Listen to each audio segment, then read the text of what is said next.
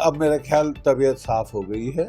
होश हवास उड़ गए थे बिल्कुल है, और ड्रामा कर रहे थे कि और भंगड़े कर रहे थे जीत के। उससे जो इलाके में रेडियो एक्टिविटी, रेडियो धर्मिता बढ़ जाती है, तो ज़्यादा डांस ना करें। जिहाद, फसाद, कत्लो गारत, खूना खच्चर कैसे हुआ, ये कुछ सोचते ही नहीं। सर, पाकिस्तान ने बीएसएफ के उस जवान को जो भटक कर चले गए थे वापस देने का निर्णय ले लिया है, जिसे कल तक वो अपने यहाँ पहुंचा हुआ ही नहीं बताते थे। हाँ। ये देखिए, अब मेरा ख्याल तबीयत साफ हो गई है। होश हवास उड़ गए थे बिल्कुल है, और ड्रामा कर रहे थे कि और भंगड़े कर रहे थे जीत के। मैंने इनको नसीहत दी है कि भाई थोड़ा सा भंगड़ा इतना मत करो, क्योंकि अगर रेडियो एक्टिव हवा है ना तो तुमको असर पड़ेगा वहाँ पे बहुत। सुना है ना आपने कि वहाँ पे इस्लामाबाद और रावलपिंडी के बीच में जो सरगोदा जो अपनी इनकी एयरफील्ड थी चकलाला है, वहाँ पे कुछ गलती से या सही सटीक निशाना लगाकर वो इनके जो न्यूक्लियर स्टोरेज डंप थे वो उड़ गए हैं लगता है। न्यूक्लियर स्टोरेज डंप में जो न्यूक्लियर बॉम्ब इन्होंने रखे थे भारत पे दागने के लिए, उनको निस्तनाबूत कर दिया गया है। तो उससे जो इलाके में रेडियो एक्टिविटी, रेडियो धर्मिता बढ़ जाती है, तो ज़्यादा डांस ना करें, नहीं तो ज़्यादा जल्दी कैंसर होगा आपको। ठीक है। और मुझे खुशी है कि थोड़ी अकल आ रही है, शांति का सोच रहे हैं, नहीं तो सिवाय जिहाद, फसाद, कत्लो गारत, खूना खच्चर कैसे हुआ, ये कुछ सोचते ही नहीं। अपने लोगों का सोचो, अपनी इकोनॉमी का सोचो। भट्टा बैठ गया है, भीख मिलती जाती है। गनीमत है कि $2 बिलियन आपको मिल गए, तो फौज को मत लगाने दो, जाके फट से वो खिलौने खरीद के आएंगे, और गरीबों को कख नहीं मिलेगा। गरीबों को, बेचारों को 2 रोज की रोटी नहीं मिल रही, उधर पर सारा फौज खा रही है इनका। जो $2 बिलियन आए हैं ना, वो इनकी फौज ना खा जाए।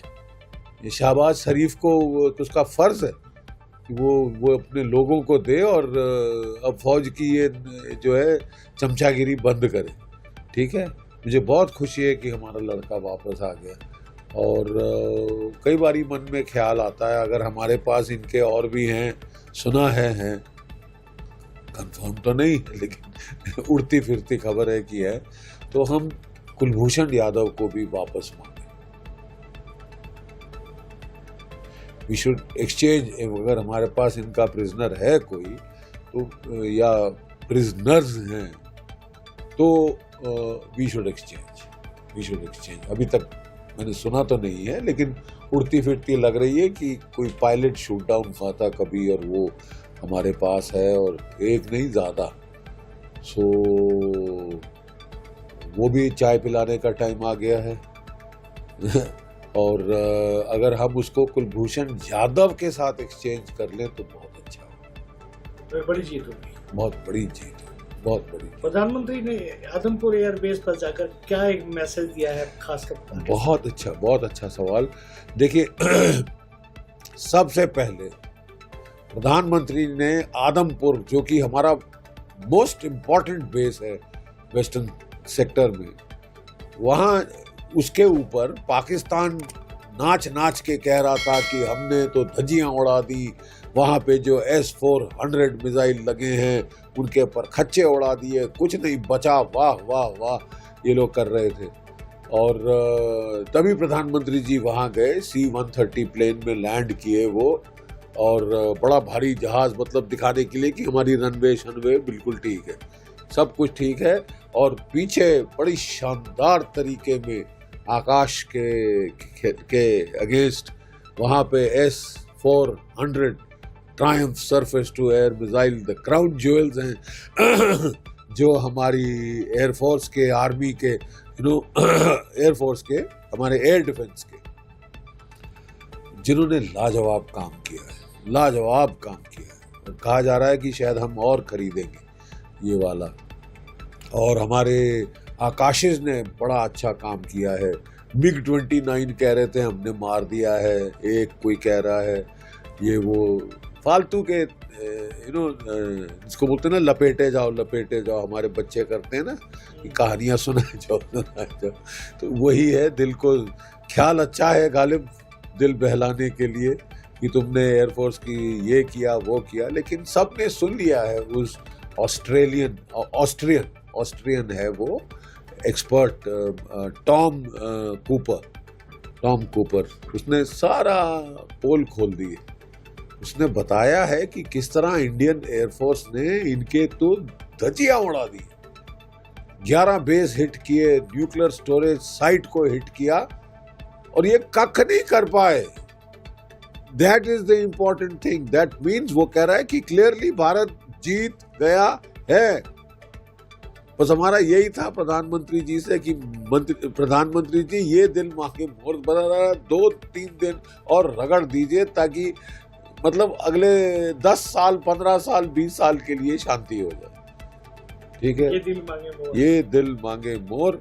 लेकिन ठीक है, अगर शांति की तरफ समझ आ गई है बात और शांति की तरफ जा रहा है, खूना खच्चर बंद होगा, रक्त रसाव बंद होगा, तो अकलमंदी की बात। क्या शहबाज शरीफ भी ऐसे अपने एयरबेस पे जाके दिखा सकते हैं? शहबाज शरीफ तो बेचारे अस्पताल में थे जब उनकी पार्लियामेंट में ही उनकी खिल्ली उड़ी कि कहाँ है गीदड़ है ये, कि एक लश्कर हो शेरों का लेकिन उसका सरदार गीदड़ हो तो वो सारे गीदड़ की तरह काम करेंगे। गीदड़ की तरह तो काम किया है, ठीक है।